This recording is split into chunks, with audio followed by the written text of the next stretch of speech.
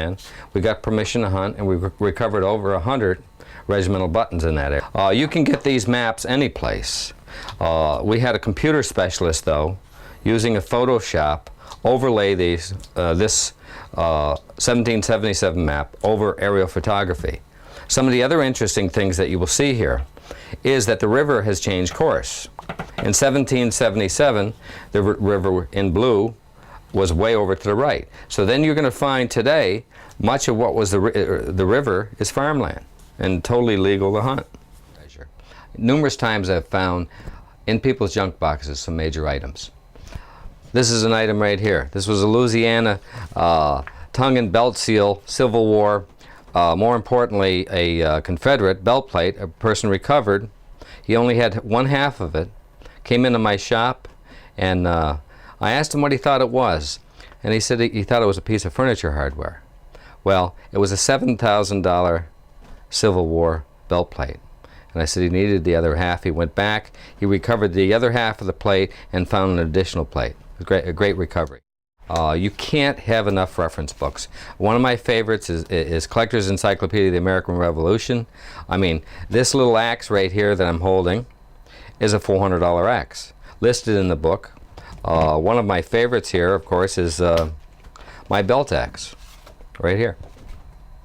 In the book, this is $1,000 belt axe. With such an amazing track record as a treasure hunter, Bob remains humble yet proud of his accomplishments. You might say he's at the top of his game. Many people consider me an expert when I do now. Boy, I mean, that for me is a benefit. I mean, it's incredible. I think I'm on top of the world. It doesn't get better than this. If I was talking to God, I'd tell him I need about another 20 years. When we return, we'll meet Greg Heath, who started metal detecting over 30 years ago hunting for Civil War relics in Virginia.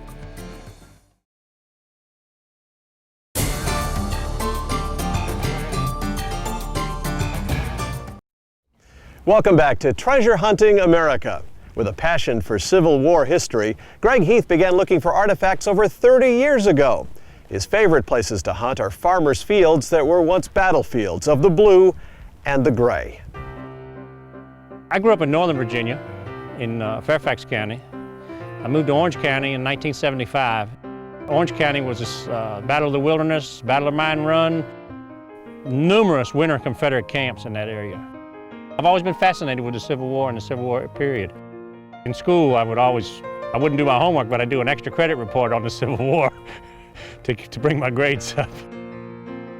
You had Americans fighting Americans. Now, you know, you had the Yankees and the Confederates, but they were still all Americans, and they were fighting each other, you know, and literally brother against brother.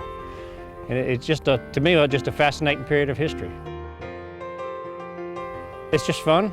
You get out, great outdoors, all kinds of weather, all kinds of scenery. I guess it's the thrill of the chase. Whatever it is, it's down there.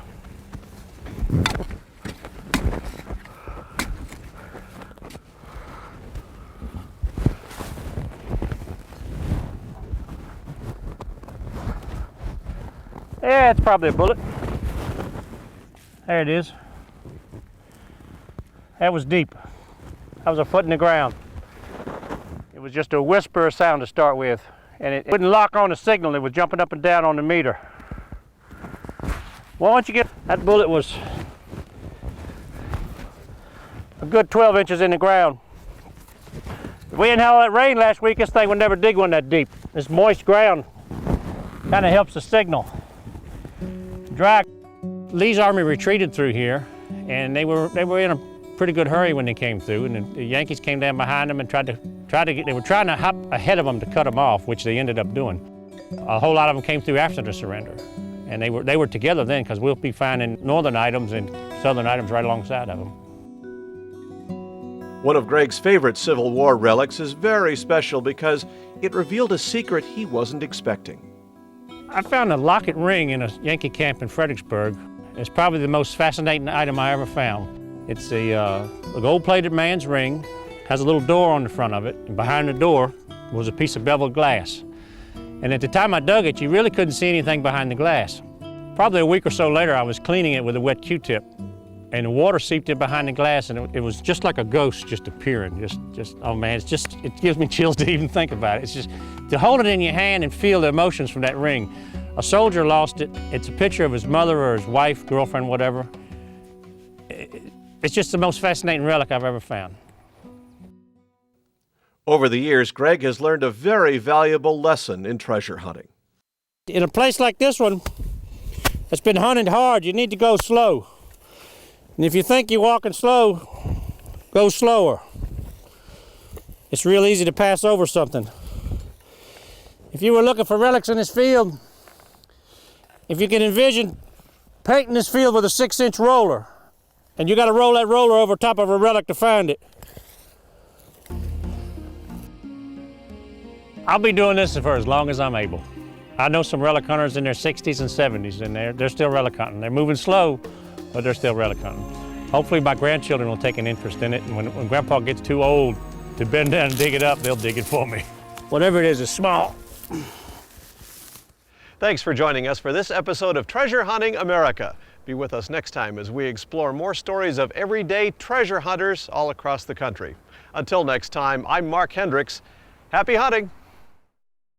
Treasure Hunting America is sponsored by White's Electronics, manufacturers of the world's finest metal detectors. For over 50 years, White's has been building metal detectors in the USA for treasure hunters around the world. For more information, visit their website or call the number on your screen.